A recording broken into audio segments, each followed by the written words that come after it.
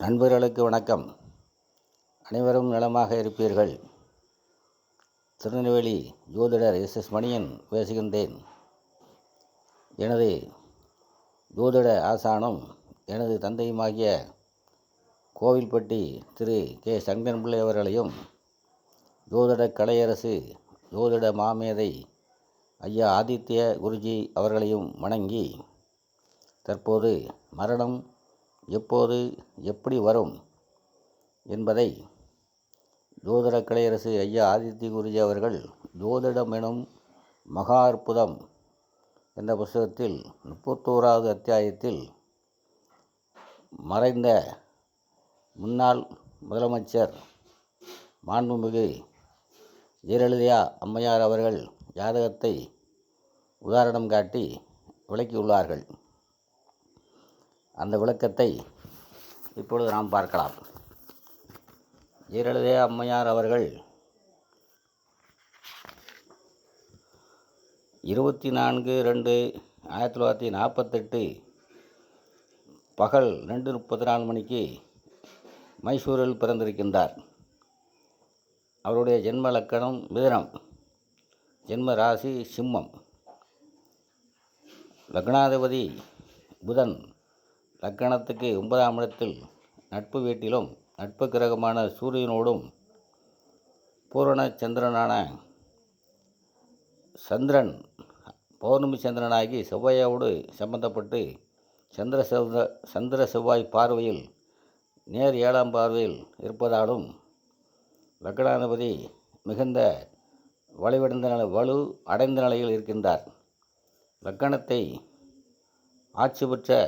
ஆட்சி மற்றும் மூலத்திரிகணம் பெற்ற குரு பார்த்து லக்கணமும் மிக வலுவான அமைப்பில் இருக்கிறது.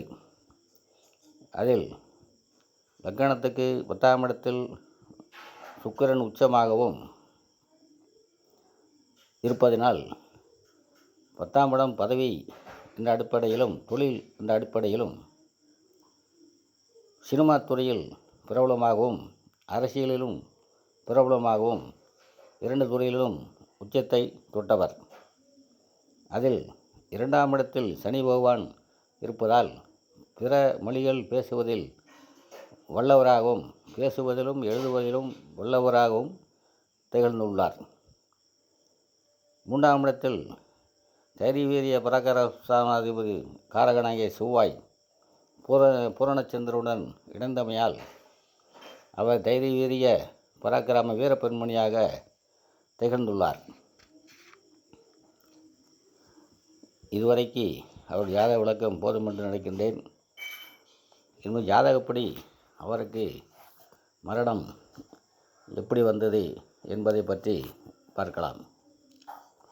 ஜோதிடத்தில் மாரகாதிபதி பாரகாதிபதி என்ற 2 நிலைகள் இருக்கின்றன.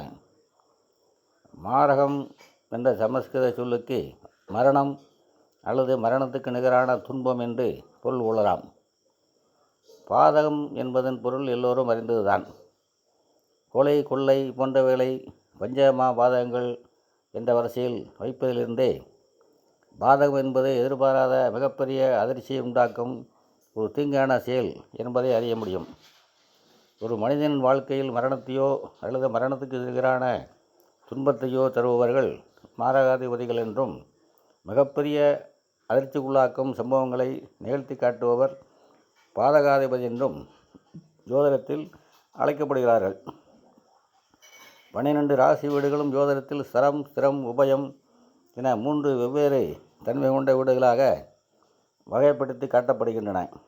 இதில் சரலக்கணங்கள் எனப்படும் மேசம், கடகம், துலாம், மகரம் ஆகிய 4 லக்கணங்களுக்கும் 2 மற்றும் 7ஆம் பாவங்களுக்கு அதிபதிகளாக வரும் கிரகங்கள் மாரகாதிபதி ஆவார்கள். ஸ்திரலக்கணங்கள் எனப்படும் ரிஷபம், சிம்மம், விருச்சகம், கும்பம் ஆகிய 4 லக்கணங்களுக்கும் 3 மற்றும் 8ஆம் வீடுகளின் அதிபதிகள் மாரகாதிபதிகளாகவும், மீதமுள்ள உபய லக்கணங்களான மிதுனம், கன்னி, தனுசு, மீனம் ஆகிய 4ற்கும் 7 மற்றும் 11ஆம் வீடுகளின் அதிபதிகள் மாரகாதிபதிகளாக வருவார்கள். பாதகாதிபதி எனப்படுவது சற்று வேறுபட்டது. மாரக வீடுகளைப் போல ஒரு ஜாதகத்தில் பாதக வீடு 2 எண்ணிக்கையை கொண்டதல்ல. பாதகாதி என்பவர் ஒருவர் மட்டும்தான். அவர் செய்யப்போகும் ஒரு செயல் அந்த ஜாதகருக்கு மிகப்பெரிய அதிர்ச்சியான ஒன்று என்பதால் பாதகம் என்பது தனித்துவமாகி பாதகாதிபதி என்பவர் தனித்த ஒருவர் மட்டுமே ஆகிறார். மேலே சொன்ன 3 வெவ்வேறு இயக்கங்களை கொண்ட சரஸ்திர உபய வீடுகளில் சரலக்கணங்களுக்கு 11ஆம் வீடும், சிரத்திற்கு 9ம், உபயத்திற்கு 7ஆம் இடமும் பாதகஸ்தானமாக இரு வீடுகளின் அதிபதியில் மிகப்பெரிய ஒரு தீங்கினை செய்யும் பாதகாதிபதியாக வருகிறார்கள். பாதகஸ்தானமாக இந்த வீடுகளின் அதிபதிகள் மிகப்பெரிய ஒரு தீங்கினை செய்யும் பாதகாதிபதியாக வருகிறார்கள். அதே நேரத்தில் ஒரு மனிதன் ஆயுளையும் அவனது மரணம் எப்படி நிகழும் என்பதையும் ஆயுள் ஸ்தானம் எனப்படும் 8ஆம் பாகம் குறிப்பிடுகிறது. ஆயுளை குறிப்பது 8ஆம் இடம் என்றாலும் உயிர் வாழ்வு என்பது லக்கணம் லக்கணாதிபதி சம்பந்தப்பட்டது என்பதால் ஒரு மனிதனின் உயிர் வாழும் நிலையை லக்கணம் லக்கணாதிபதி 8ஆம் இடம் 8இன் அதிபதி மற்றும் ஆயுள்காரனே சனியின் நிலையை கொண்டு அறிந்து கொள்ள முடியும். ஒருவரின் மரணம் என்பது பாதகாதிபதி, மாரகாதிபதி, அஷ்டமாதிபதி ஆகிய மூவரின் தசாபுத்திகளிலோ அல்லது இவர்கள் மூவரோடு தொடர்பு கொண்ட கிரகங்களின் தசாபுத்திகளிலோ நடக்கும்.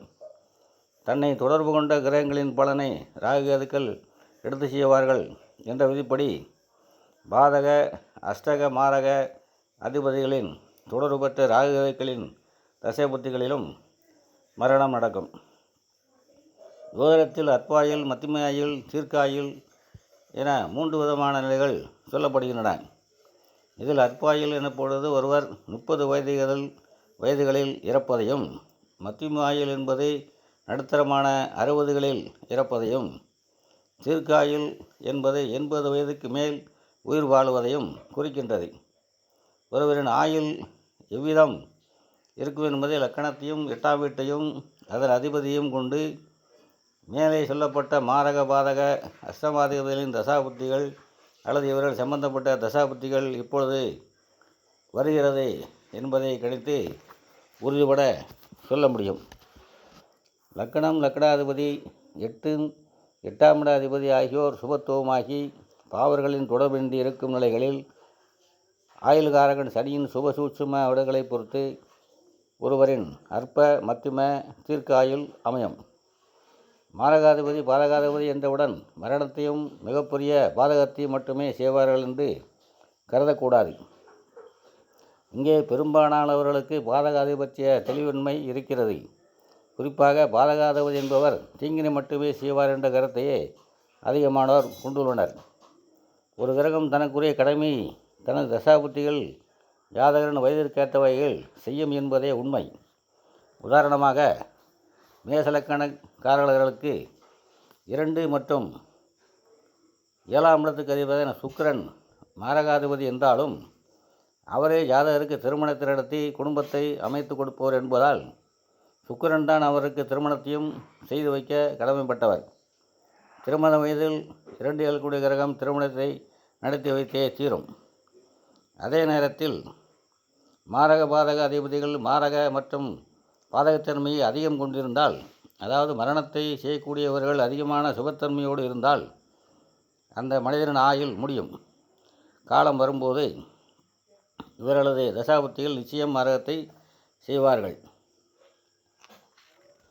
அதாவது நல்லதையும் கெட்டதையும் அந்த மனிதனின் பூர்வ புண்ணிய பலத்திற்கேற்ப அந்தந்த வயதுகளில் ஒரே கிரகமே நடத்தும்.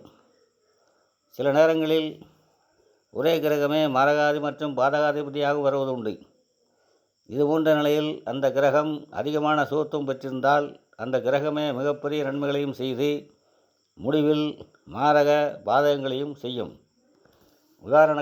உதாரணத்திற்கு மிதுனக்கலத்திற்கு 7ஆம் அதிபதியான குரு பாதகாதிபதியாகவும் மாரகாதிபதியாகவும் அமைவார். இங்கே ஒரு கூடுதல் நிலையாக ஒரு சுபக்கிரகம் கேந்திரத்துக்கு அதிபதியாக கூடாது என்பதன்படி குரு கேந்திராதிபத்திய தோஷமும் பெற்று ஆதிபத்திய நன்மைகளையும் செய்ய மாட்டார். இதுபோன்ற சூழலில் ஒரு பாவியர் தொடர்பு பெறாமல் அதிக சுகத்துவம் மட்டும் அடைந்திருக்கும் நிலையில் தன்னுடைய மாரகம், பாதகம், கேந்திராதிபதி தோஷம் ஆகிய 3 விஷயங்களையும் ஒரு தசையில் ஒருங்கே செய்வார். இதனை சுலபமாக விளக்க நம் அனைவருக்கும் தெரிந்த சமீபத்தில் மறைந்த முன்னாள் தமிழக முதல்வர்கள் ஜெயலலிதா அவர்களின் ஜாதகத்தை எடுத்துக்கொண்டோமேயானால் அவருக்கு மிதுனம் லக்கணமாகி பாதக, மாரக, கேந்திராதிபத்திய தோஷ நிலைகளை பெற்ற குரு 7ஆம் இடத்தில் உச்சத்தை அடுத்த மூலத்திரிகோண வலுவுடன் பூரண சுகத்துவம் பெற்றிருந்தார். இங்கே குருவுக்கு வக்ரம், கிரகணம், அஸ்தமனம் போன்ற எந்தவித குறை நிலையும் இல்லை. அதேபோல செவ்வாய், சனி, ராகு போன்ற எந்தவித பாவர்களின் தொடர்புகளும் அவரது ஜாதகத்தில் குருவுக்கு இல்லை. இப்படிப்பட்ட பரிபூர்ண ஒளித்திருடன் கூடிய குருவின் தொடர்பை அவரது லக்கணமும் ராசியும் பெற்றதால்தான் அவர் கோடியில் ஒருவராகி தமிழக முதல்வரிடம் உயர்நிலையை அடைந்தார். அதிலும் குருவின் தசை ஆரம்பித்ததும் அவர் அடைந்த வெற்றிகள் அவரது எதிரிகளின் மூக்கின் மேல் விரல் வைக்கும் அளவுக்கு வைத்தன. அகில உலகமும் ஜெயலலிதாவின் வெற்றிகளை பிரமிப்புடன் பார்த்தது. ஆனால் வெற்றிகளை கொடுத்த அதே குரு கிரகம்தான் தமிழக முதல்வராக அவர் இருந்த நிலையிலேயே அவர் ராசிநாதனான சூரியன் கோச்சார நிலையில் கிரகண அமைப்பில் இருந்த ஒரு 20 நாட்கள் அவருக்கு சிறைவாசம் என்ற பாதகத்தையும் செய்தார். மிகப்பெரிய அந்தஸ்துள்ள ஒரு மாநில முதல்வர் தனது பதவியில் இருக்கும்போதே சிறை செல்வது என்பது அவருக்கு எப்படிப்பட்ட மன உளைச்சலை கொடுத்திருக்கும் என்பதிலிருந்தே இது எப்பேற்பட்ட பாதகம் என்பது புரிய வரும். அதிலும் இதுபோன்ற உயர் அந்தஸ்தில் உள்ளவர்கள் உயர்விட மானத்தையே பெரிதாக நினைப்பார்கள். ஜெயலலிதா சிறை சென்ற அன்று அவர் இருந்த மனநிலையில் நீங்கள் இருந்து அவரது உணர்வுகளை உங்களால் உணர முடிந்திருந்தால் கிரகங்களின் விளையாட்டுக்களையும் உங்களால் புரிந்து கொள்ள முடியும். முதலில் பாதகாதிபதியாக செயல்பட்டு சிறைவாசம் எனும் பெயரில் மிகப்பெரிய அதிர்ச்சிக்குள்ளாக்கும் தீங்கான செயலை செய்து முடித்த இதே குருதான் அடுத்த சட்டமன்ற தேர்தலில் மிகப்பெரிய வெற்றியையும் கொடுத்து பின் தனது இன்னொரு நிலையான மாரகாதிபதியாக செயல்பட்டு அஷ்டமாதிபதி சனி புத்தியில் அவருக்கு நோயால் மரணத்தையும் கொடுத்தார். ஏற்கனவே ஆதிபத்திய ரீதியில் இதே குரு கேந்திராதிபதியாக செயல்பட்டு அவருக்கு குடும்பம் என்ற அமைப்பை கொடுக்கவில்லை என்பது இங்கே குறிப்பிடத்தக்கது. குருவின் இந்த அமைப்பால் தான் கடந்த சட்டமன்ற தேர்தலில் ஜெயலலிதா அவர்கள் வெற்றி பெற்றால் உடனே மருத்துவமனையில் இருப்பார். 2017இல் அவர் உயிருடன் இருக்க மாட்டார், வாய்ப்பில்லை என்று ஆதித்ய குருஜி ஐயா அவர்கள் கூறியிருந்தார்கள். இதை கணிக்க பெரிதும் உதவுவது அவரது ஜாதகத்தில் மாரக அஷ்டமாதிபதிகளான குருவும் சனியும் தங்களுக்குள் 6-8 இருக்கும். சஷ்டாசக நிலையில் இருந்தும் சனி தனது சொந்த வீடான 8ஆம் இடத்தை தானே பார்த்து கெடுத்து அவருக்கு அற்பாயுள் அமைப்பை உண்டாக்கியதும் தான் காரணம். தீர்க்காயுளை தர வேண்டிய ஆயுள்காரகனான சனி ஜெயலலிதா அம்மையாரின் ஜாதகத்தில் இவ்வித சூட்சும வலுவினையும் பெற்றிருக்கவில்லை என்பது இங்கே குறிப்பிடத்தக்கது. அவர் இங்கே அடைந்த ஒரே சுகத்துவம் பௌர்ணச்சந்திரனின் வீட்டில் இருக்கின்றார் என்பதுதான். ஆனால் அது மட்டும் 80 வயதினை தாண்டும் தீர்க்காயுள் அமைப்புக்கு போதாது. மேலும் சனி 8இல் இருப்பதுதான் ஆயுள் பலம் என்ற சொல்லப்படுகிறத தவிர 8ஆம் இடத்தை பார்ப்பதால் இல்லை. எந்த ஒரு நிலையிலும் சனியின் பார்வை பார்க்கப்படும் வீடுகளுக்கு கெடுதலைத்தான் தரும். சனி சுபத்துவ மற்றும் சூட்சும பெற்றிருந்தால் மட்டுமே சனியின் பார்வை கெடுதலை தராது. சுபத்துவமாக இல்லாத நிலையில் தன் வீட்டை தானே பார்க்கும் சனி அந்த வீடு வலுவிழக்கத்தான் செய்யும். இதற்காகத்தான் லக்னாதிபதியே சனி இருப்பினும் அவர் சுப சூட்சும வலுவில் இருந்தால் லக்கணத்தை பார்க்கவோ லக்கணத்தில் இருக்கவோ, சுப சூட்சும வலுவின்றி இருந்தால் லக்கணத்தை பார்க்கவோ லக்கணத்தில் இருக்கவோ கூடாது என்று சொல்லப்படுகிறது.